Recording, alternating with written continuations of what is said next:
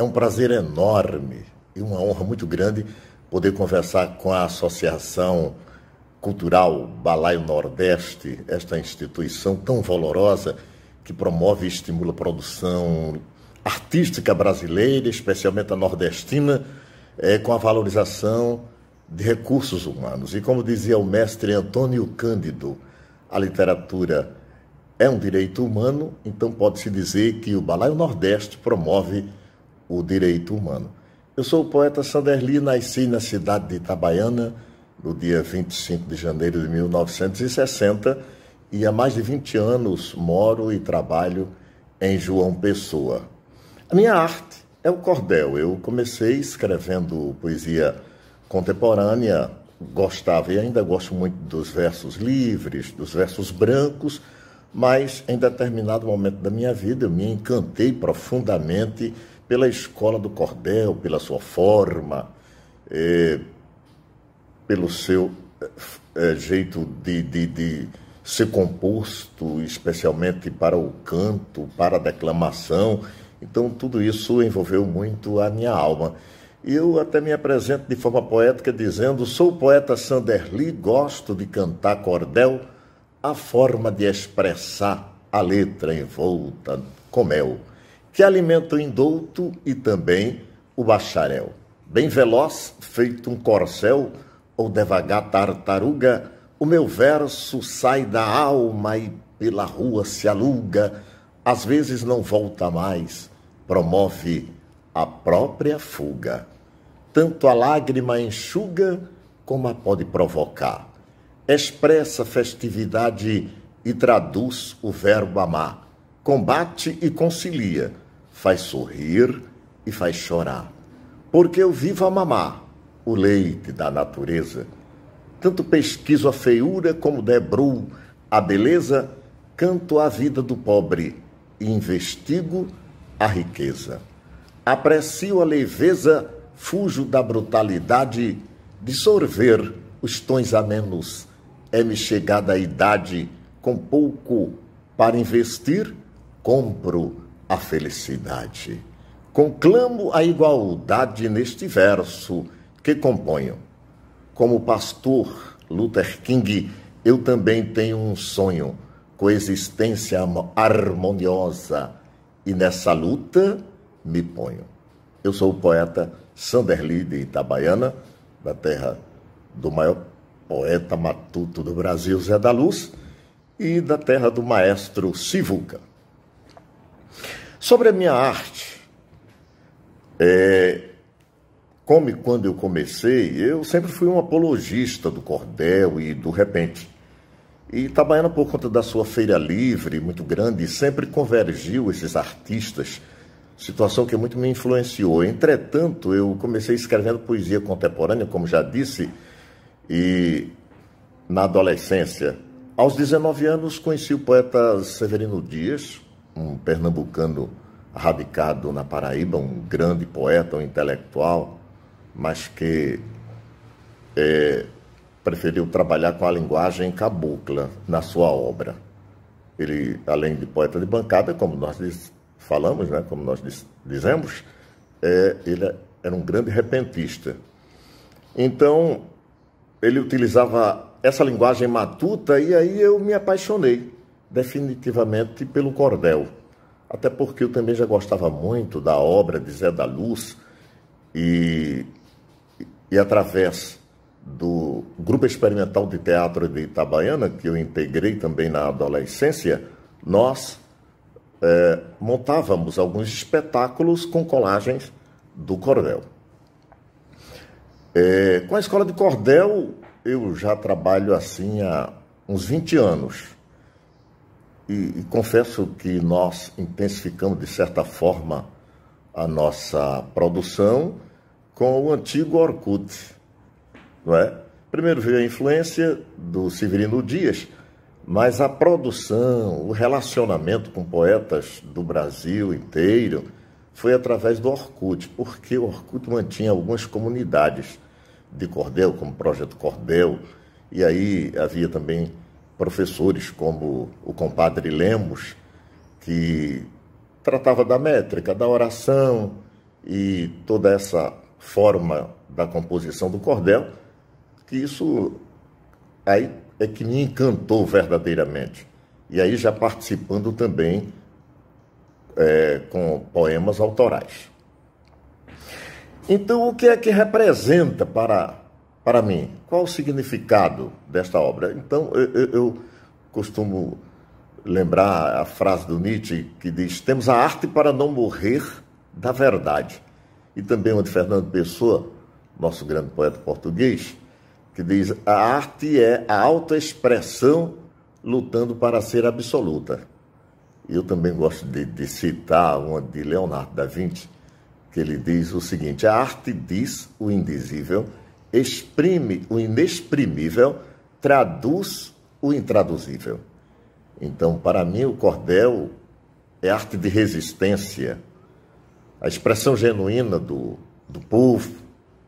No meu trabalho, tenho considerado o caráter humanizador e transformador da arte e da literatura, que, através das manifestações culturais, promovem o aguçamento da consciência crítica.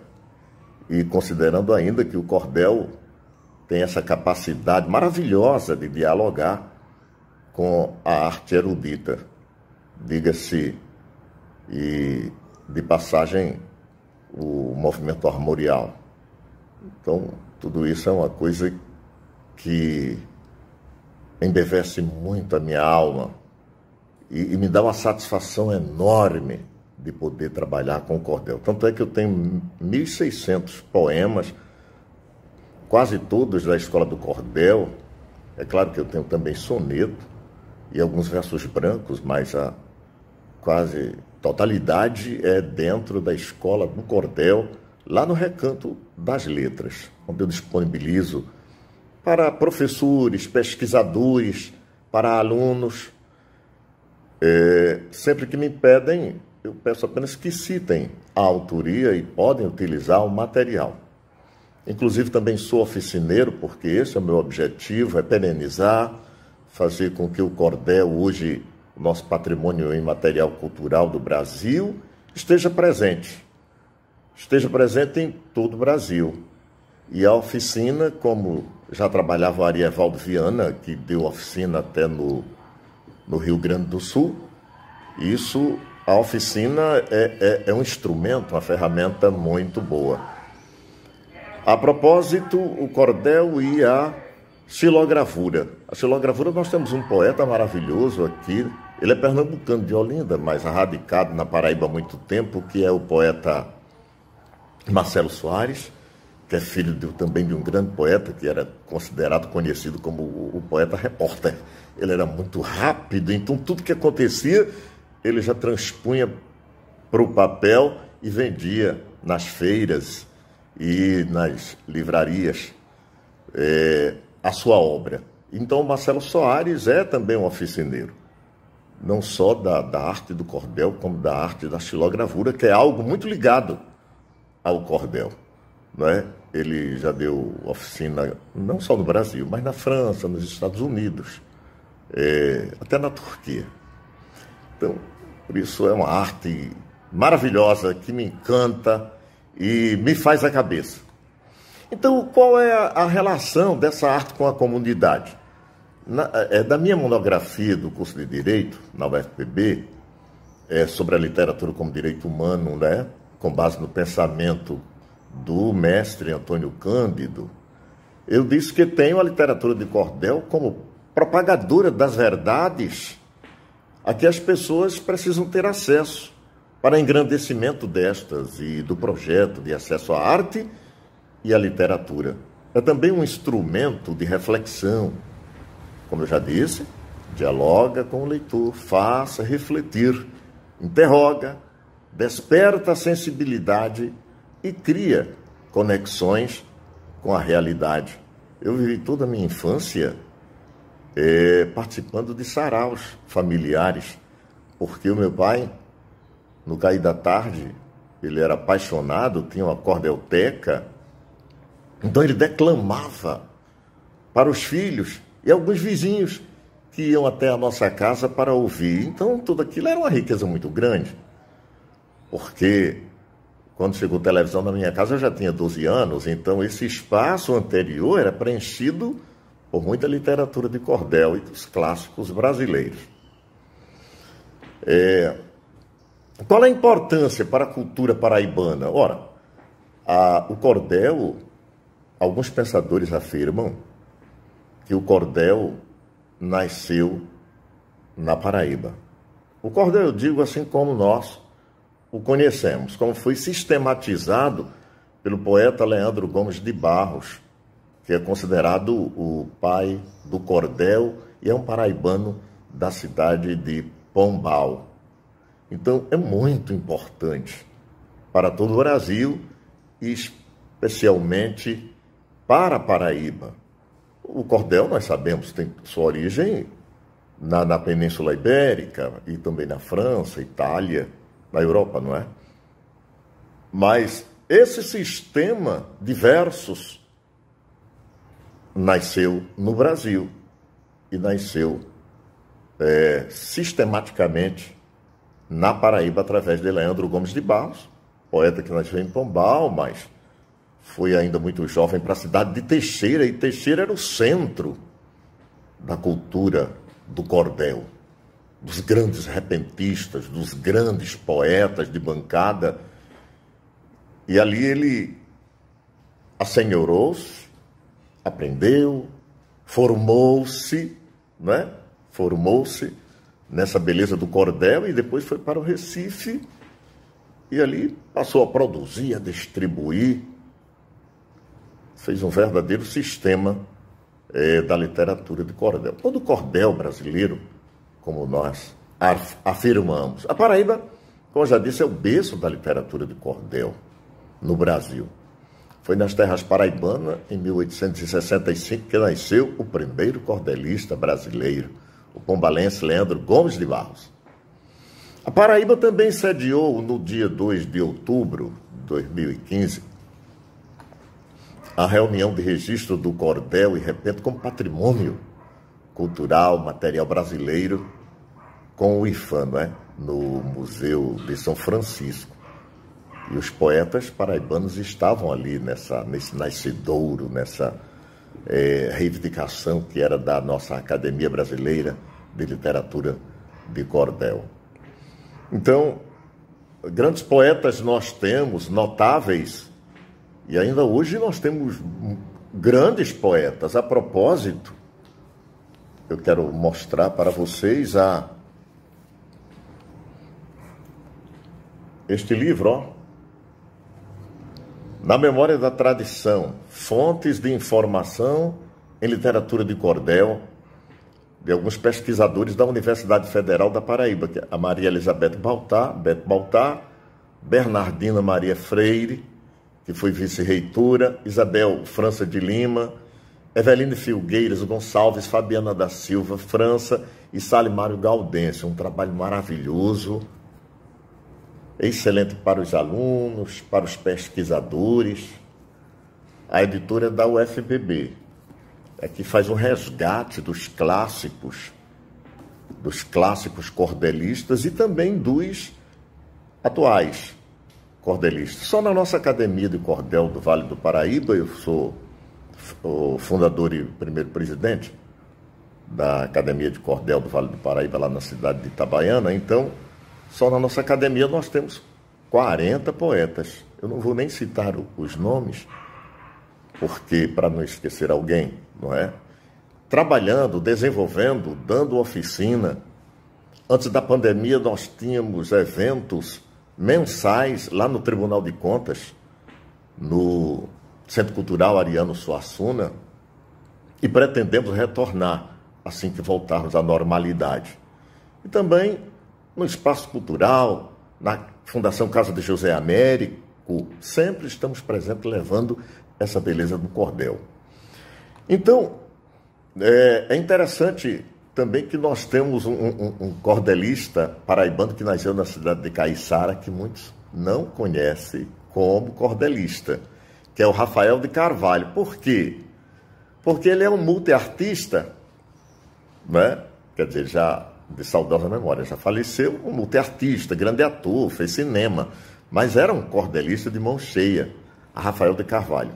A propósito, Caiçara, através do professor Jocelino, estavam comemorando, quer dizer, o Jocelino, que é de uma ONG de leitura, e a cidade, 40 anos do falecimento do Rafael de Carvalho.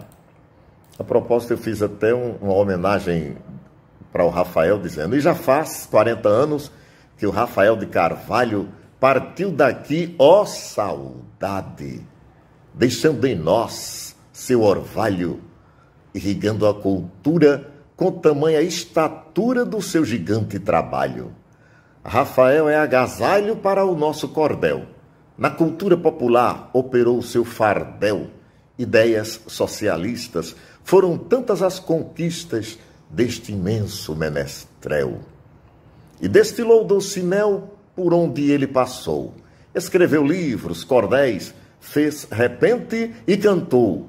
TV, teatro, cinema, compôs, dançou, fez poema e onde esteve, brilhou. Todo mundo conhece o Rafael de Carvalho, principalmente por um grande personagem que ele fez, o Papa Rabo, em Fogo Morto, né?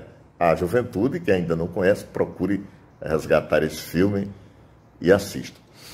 E nós temos grandes poetas aqui. Eu considero hoje um dos maiores poetas do Brasil, cordelistas, eu digo, é o poeta Medeiros Braga, aqui da nossa Paraíba. Medeiros Braga é excepcional. E ele tem um acervo, uma editoração maravilhosa. Ele também é membro da Academia Brasileira de Literatura de Cordel, Medeiros Braga. Eu acho que todo mundo paraibano conhece. Ele trabalha muito com as mídias sociais, mas quem não conhecer, procure conhecê-lo. E nós temos muitos outros poetas, como eu já disse, só na nossa academia, 40 poetas. E dos clássicos, a Paraíba é berço de Apolônio Alves dos Santos, Francisco das Chagas Batista, Francisco Sales Areda, João Martins de Ataíde, João Melquíades Ferreira, João Camilo de Melo Rezende. Sim, a propósito, João Camilo de Melo Rezende é o clássico de maior sucesso, não é? Recebeu, inclusive, homenagens de escola de samba, é considerado como patrimônio material da Paraíba. O seu romance do Pavão Misterioso, fenomenal. João Camilo de Melo Rezende, paraibano de Pilõezinhos, e que na época Pilõezinhos nem parece que pertencia a Guarabira. José Costa Leite, com mais de 90 anos, ainda hoje em plena atividade, xiló gravurista, um poeta maravilhoso, de mão cheia, ali na Estação Ciência. Faz tempo que eu não vou por conta da pandemia, mas tinha lá uma obra dele maravilhosa, uma xilogravura, José Costa Leite. Eu tive a oportunidade de ver o José Costa Leite vendendo a sua obra na Feira de Itabaiana. E eu gostava muito de pesquisar na adolescência, porque eu fazia teatro, de pesquisar na feira, que é uma universidade, é um universo, não é? Aqueles elementos, as pessoas que vinham da zona rural, com os seus ditos, com a sua fala, tudo aquilo é de uma riqueza fenomenal, equivale a uma pós-graduação, quando você vai na Feira Livre e, com perspicácia, observa o comportamento do povo da feira, verdadeiros artistas. Então, José Costa Leite, que ainda pretendemos, a propósito, ele já pediu para participar de um evento nosso, Manuel Camilo dos Santos, Manuel da Almeida Filho, Zé da Luz, o grande Zé da Luz, né? Eu gosto muito de declamar de Zé da Luz um poema que ele diz assim: tá vendo aquela cacimba lá na beira do riacho? Pro riba da ribanceira, que fica assim, pro debaixo de um pé de tamarineira, pois o magote de moça quase toda benhazinha foi massinha, aquela tuia da beira da cacimbinha tomando banho de cuia. Eu não sei por que razão, as águas dessa nascente, as águas que ali se vê, tem um gosto diferente das cacimbas de bebê. As águas da cacimbinha têm um gosto mais melhor, nem sargada, nem insossa, mas tem um gostinho do suor dos sovacos dessas moças. Quando eu vejo a minha cara naquelas águas claras e torno a ver, torno logo a desejar. Desejo, por que negar? Desejo ser um caçote com os olhos desse tamanho para ver aquele magote de moça tomando banho. José da Luz. E outro poema matuto que eu gosto muito é do Severino Dias, que é a Escola do Tempo Antigo. Como eu já disse, um intelectual que utilizou-se da linguagem do campo, da linguagem do homem popular, simples, para expressar a sua arte. Então ele diz assim, ele que era uma pessoa que tinha o maior apreço pelos professores, era autodidata, mas um grande leitor, mas ele fez uma brincadeira numa sátira, não é? Da época da palmada. Então Severino Dias disse: me criei analfabeto cuidando só das lavouras, porque minha professora não me ensinava certo. Dona Juju, professora, era uma mulher bem loura, mais ruim do que a pichana. Eu fui para a escola dela, não pude estudar com ela, só passei uma semana. Ela tinha uma troçada, régua, pai, batório e tudo, e quem errasse no estudo, ela dava uma reguada. Quando ela dava na gente, chegava a ranger os dentes parecendo uma piranha. Aquela escola feia, para mim, era uma cadeia, aonde ladrão apanha. Um dia, não sei por quê, eu fui desenhar um mapa, peguei riscando na capa da carta de ABC. Quando ela viu, não deu outra. Essa mulher deu a gota, agarrou a pá e matora pesada como um tijolo, deu uma dúzia de bolo que eu chorei bem meia hora. Além de me bater tanto, me matava de vergonha, com as palavras medonhas que eu nem digo em todo canto. Toda vez, dona Juju, quando vinha me ensinar, era um tá de CAK, COCó e seu cu. Isso é palavra feia? Ainda me metia a peia para eu responder igual? Perante menina e moça, eu a respondi à força essas palavras imorais. Mas um dia foi demais, disse uma da bexiga. Disse moça, é rapariga, feio menino de rapaz. Me diga se isso é ensino, que diabo é feio menino, não é engravidação? E eu ali com aquela égua, só para apanhar de régua e aprender palavrão. Eu vi que não dava em bola, me zanguei e saí de lá. Daquele tempo para cá, nunca mais fui numa escola. Hoje em dia, no Brasil, escola tem mais de 1000, mas está tudo diferente. As professoras são mansas e ninguém dá mais nas crianças como a dava antigamente. Devido àquelas bagunças, hoje eu estou dessa idade, mas tem dificuldade para dizer uma prenúncia. Não sei ler o nome certo, nem do lunar perpétuo, para saber quem foi Dom Pedro. Por isso eu sou desses homens que, em vez de assinar o nome, só sabe empurrar o dedo. Severino Dias. Bem, como nós já falamos, o cordel não é só entretenimento, canções, músicas, mas é também um combate. Recentemente eu fiz com um colega, o poeta Ronaldo Russo, em tempos loucos como nesses dias, em decorrência da pandemia, de todo esse estado de coisa, dessa demora, porque chegamos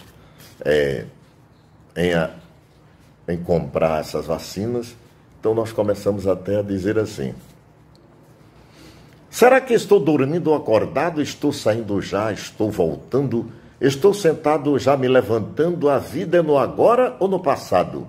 O mano é sábio mesmo ou é tapado? Faz bem pensar o se qual, quem se cala, pro bem descendo fundo, em funda vala, acoita e faz diversas covardias, em tempos loucos como nesses dias, nos quais o alvo põe a fé na bala.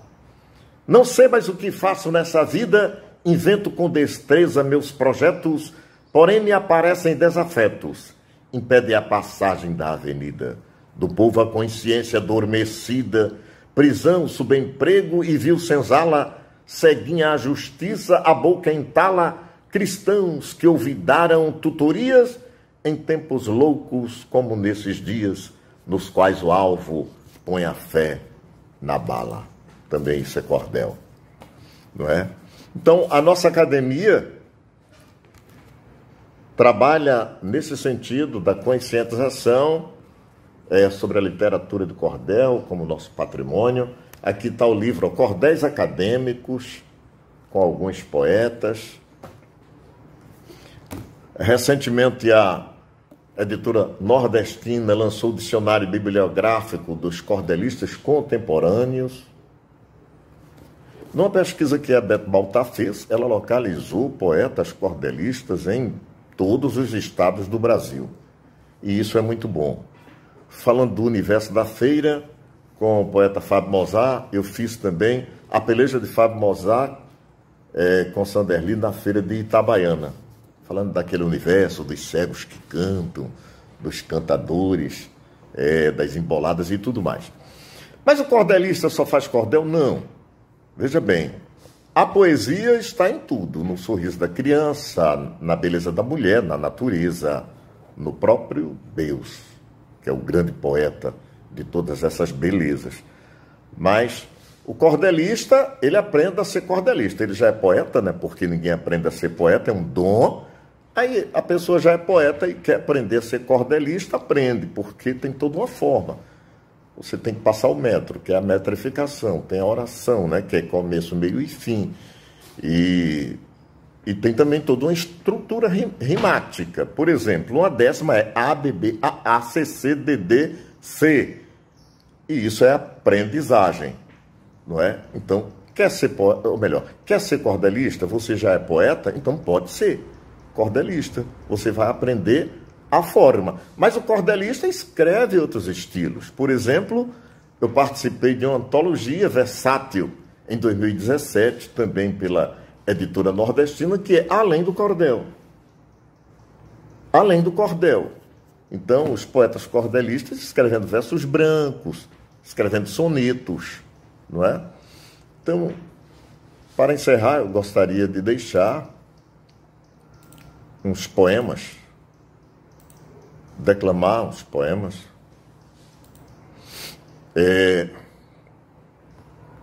Inclusive um poema que diz assim: o que seria da gente se não fosse a poesia? José Dantas lançou um mote que ele dizia assim: o que seria da gente se não fosse a poesia? Que é também um poeta paraibano, né? Engenheiro e poeta paraibano. Então eu respondi brincando, né? Interagindo com ele. O que seria da gente se não fosse a poesia? Meu eu sacrificaria numa vida vã, demente. Porque está evidente que a poesia é vida, é sol, é missão cumprida na forma de humanizar, também de congratular no aclive e na descida. Poesia é o olhar dessa capitu mulata, a povoação da mata, e é o pobre a teimar. É o poeta rimar, é o verso branco e diria, é a real fantasia do bom verso influente. O que seria da gente se não fosse a poesia? Então, glosa do Sanderli e mote do José Dantas. E também eu fiz, já prevendo o fim dessa pandemia, volta à normalidade, se Deus quiser, eu escrevi depois da pandemia. Eu disse: saraus, bailes, festivais, eu vejo tempos risonhos, onde realizo sonhos nos encontros culturais. As relações fraternais cresceram sobremaneira, a população festeira esqueceu o egoísmo e foi desfeito o abismo da acepção costumeira. Pesquisa, cooperação e o direito humano, presente em todo plano e menos orquestração.